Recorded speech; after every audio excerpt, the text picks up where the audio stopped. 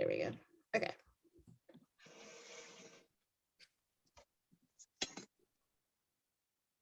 And Janet, you're not muted, Janet.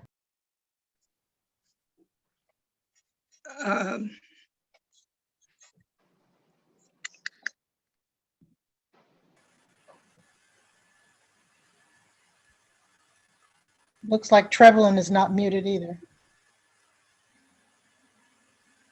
Should I mute it? I would appreciate it. I am muting myself. I'm only unmuting when I'm speaking. Am I Well, muted? I'm only.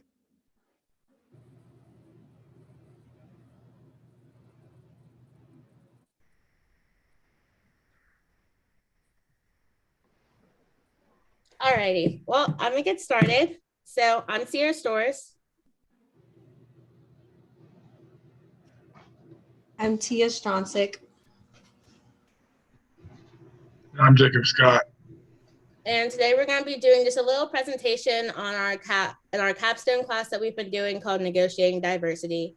We're each just gonna go through and talk a little bit about what we've learned in the class so far, and then we're gonna talk about things that we've wished we've learned or stuff that we want to continue to learn about. And then at the end of the presentation, we're going to open it up for a little Q&A just to give everyone a chance to ask questions or just discuss topics that they want to talk about.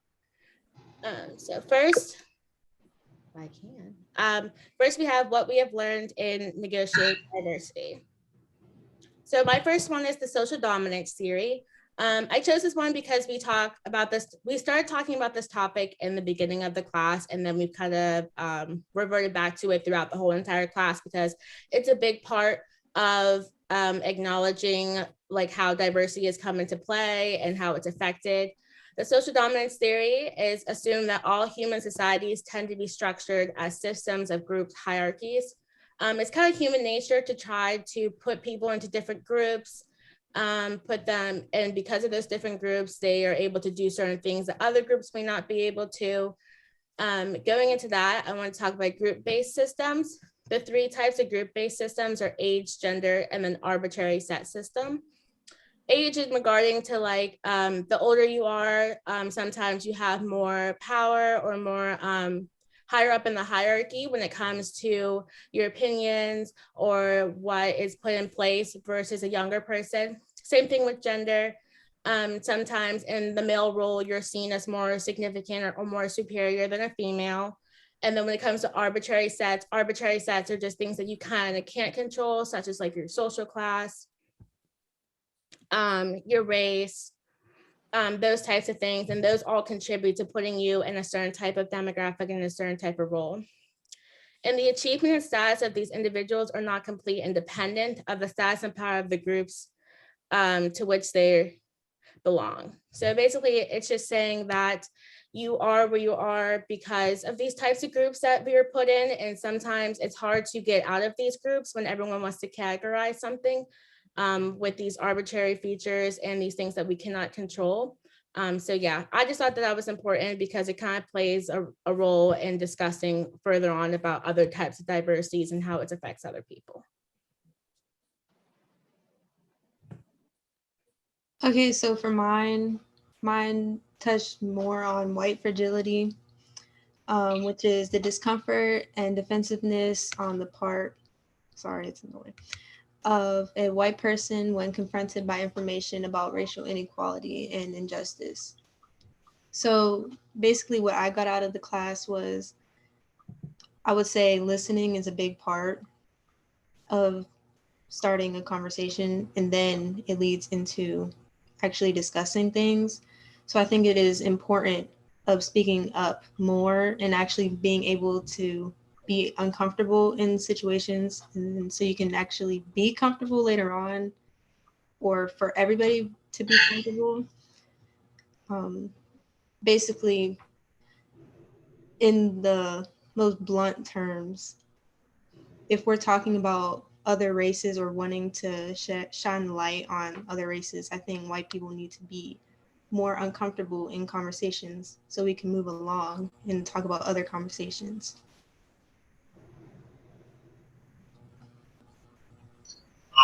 For my issue that I think I learned more on is white privilege.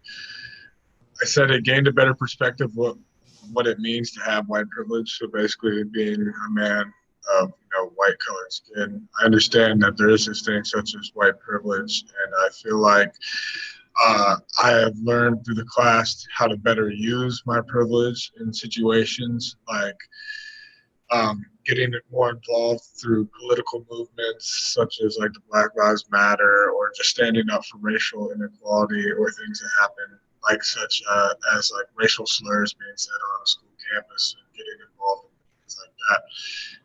And I also feel like I learned how to better discuss what white privilege is with fellow white Americans who struggle to understand that it is a real issue that us people with white skin color have been given, and it's not our fault, but at the end of the day, we have to look how to use our white privilege to better the environment and the lives of other people around us, not just fellow white people. So now we're gonna go and talk about what I wish my teacher taught me about diversity. I'm gonna go first. I think that Dr. Lyons has done a great job so far in teaching different range of subjects and topics involving diversity. Some things I would like to touch on a bit more, or incorporate in future courses, is maybe talk more about people outside of the Black culture.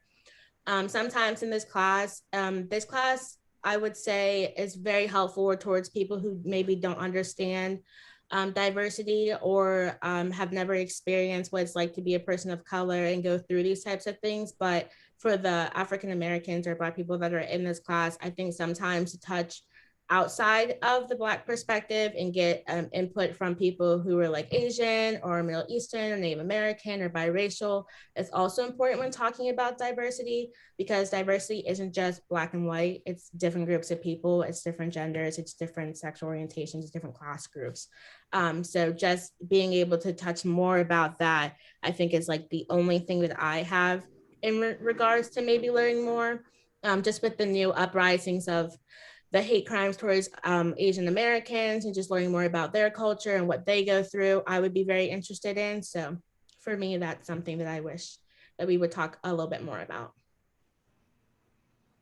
Okay, so mine was honestly the same thing, but I guess to go about it a little differently, I would say it seemed it could be uncomfortable towards the white people in the room. I mean, I'm mixed, but I can't consider myself white or Black, but I would say it wasn't as uncomfortable as I would hope that it was. Like, I feel like we should have had more uncomfortable settings or talks that kind of led into a more heated discussion. So at least we can know where some stuff kind of came from, like where it stems from, and then kind of nipping it in the bud from right there, or just being able to, I don't think babying the situation is what would get far at all. So I guess that's what I wish was taught more.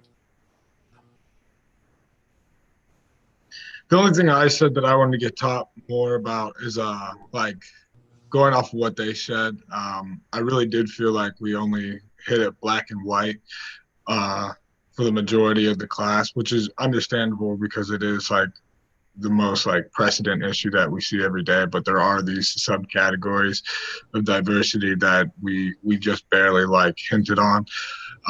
But also, I wanted to learn more about like historical white people who fought against racism, and not about just like, I understand we have to nip it in the butt and we have to face it head on, but sometimes it did just feel like we were getting at like us white people. And I'm not saying like, because I'm totally all for it. I think what we did as white individuals throughout history was wrong, but I think I wish I would have liked to have learned a little bit more about white culture that wasn't just like precedent with slavery and being racist.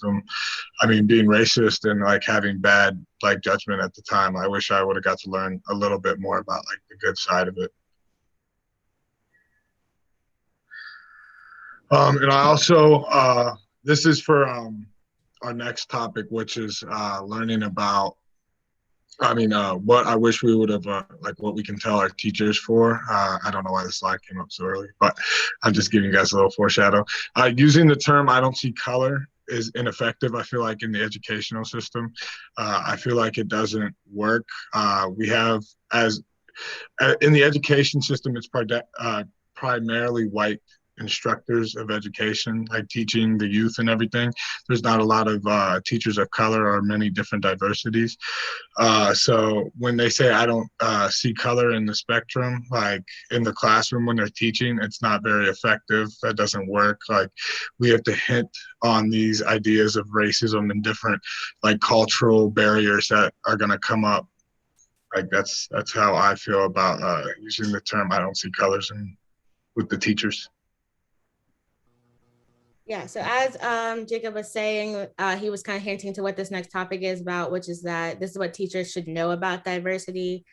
As he was saying, I also agree with him about using the term "I'm colorblind" or "I don't see color." I don't really think it's effective because you're kind of dismissing the fact that I am or people are different colors from each other, and that kind of does play a big role into how they're taught and how they're brought up. So being acknowledging of that role is important. Also, I said that listening to other people's point of view and having a teaching for all kids' backgrounds. I think sometimes the way things are taught or presented to people, not even in diversity sense, but in like other subjects like English, math, writing, it's not always cohesive and it's not always easy for everyone to understand because kids come from a different social class, kids come from different backgrounds. They may not be taught or educated on these subjects before entering the school system. And so being able to acknowledge the diversity and the levels of education of each student, I think is really important for each student. And then as I believe Jake was touching on earlier with white privilege is very prevalent in today's society. And I don't think everybody agrees that they have that privilege. It's not to say that white people don't have a hard life because there are white people that do go through struggles and everybody does. But it's just saying that like your skin color is not one of those issues that you have to take into consideration, such as other people. So just kind of making that more abundant and adamant in the school system and teachers being able to tell their kids that can help kind of perpetuate the system that we have going on right now. Okay, for me, what I think teachers should know more about diversity is I think this is like a touchy subject for me, meaning that there are such things as multiracial people. Because a lot of the time in the class, I feel like I couldn't say anything because I kind of fit in the middle between white or black. So it was like I felt like I couldn't say much unless it was something about specifically myself. So I feel like it needs to be more apparent that there's more than just, oh, there's white, black, Asian, like Hispanic or Latino. Like I feel like there's people all over, and it seems like there's more people now than just that are just more than one race.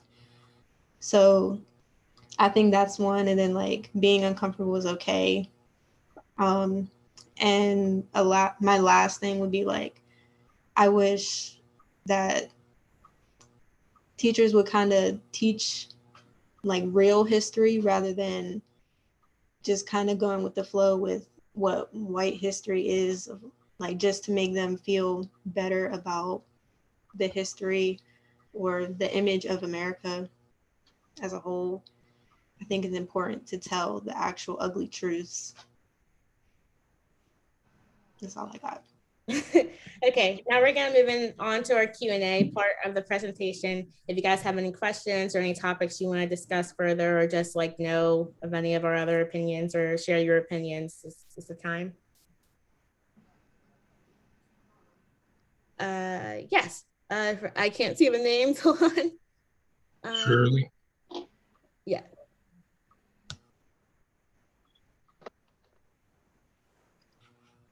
Am I unmuted now? Yeah. Okay. I guess I was wondering how you're using what you have learned so far, uh, maybe with your interactions on the campus, or um, how much of a difference has the class made in your life? I can go first. I think this class has really helped me learn a little bit more, I guess, in depth about diversity and just kind of being aware of my actions towards other people and how it affects other people. We're reading this book called Waking Up White currently, and I really like it because it gives you the perspective as a white person, which obviously I don't have. So I like that I get to see that they have what their perspective is, because sometimes I don't always understand the thinking that goes behind some of the comments or perceptions that people have. So this book honestly has really helped me open up like a different perspective to like how other people think towards different subjects. So For me, I would say I've like based off of like the documentaries that we've been watching or more, yeah. It's kind of I feel like I can be more able to tell other people, like actually get the information out there because there's a lot of people that I hear. I actually just had a conversation, like a heated discussion yesterday with my boss about it, telling him certain things that I did learn based off of the documentaries because there were things that he didn't know that I learned from the class where I was like, okay, well, I'm sorry to tell you this, but you're kind of wrong. This is not actually what happened. I feel like I helped him see the other point of view or at least know the history in some way. Good. Yeah, for me, I would say like the most important thing I've learned, like I've always been really like my friend group is very diverse. I've never had a problem being diverse in my life, but I think handling with non-diverse like affiliated white people, like how I can negotiate with them and like try to help them understand that like that's wrong and they need to understand that there's such things as different cultures and it's okay to be different and to see the difference in other people. I think that's something that I've really been able to take from this class and apply it to my everyday life. I see that Beth put a question in the chat. Tia talking about how you were living in two different worlds. And I get it was very expressed in the movie. I'm assuming I think that's The Hate You Give, possibly. I don't know if you've seen that movie, Tia. But have you seen it? And then what did you think about it? I have not seen it, but it's now going to be on my list. I think I've seen the movie, and basically, from what I can remember about it, there was a mixed child that was in the passenger seat of her friend's car whenever they got pulled over by the cops. He went to go pull out a hairbrush. The cop mistook it as a gun, shot him. And then, yeah, it's kind of like her trying to tell her story, but nobody was really like kind of listening to her. I don't know if Beth wants to go on. Yeah. I think you're muted still. Okay. No. Have any of you ever been to Africa? No, but I wanna. I Yeah. definitely. Well, try going to Africa. You will find out. I've been there 7 times. You will find out that the African people dislike the Black Americans because they won't say they're Black American. They will say they're African American. And they say, you're not African. Just thought I'd throw that out. That's what they say. I've actually heard that a lot because my best friend in high school was African. She was from Nigeria, and she told me stories about that. And they are wonderful people. I have some dear friends that are African. Maybe we need to go back to what we used to call each other Caucasian and Negro. And then we don't have that black and white. We have the proper names. I have been to Africa 3 times, and I think part of the problem is that often people, depends. Often people don't understand that it's the struggle that people who look like us have that connects us more than anything else.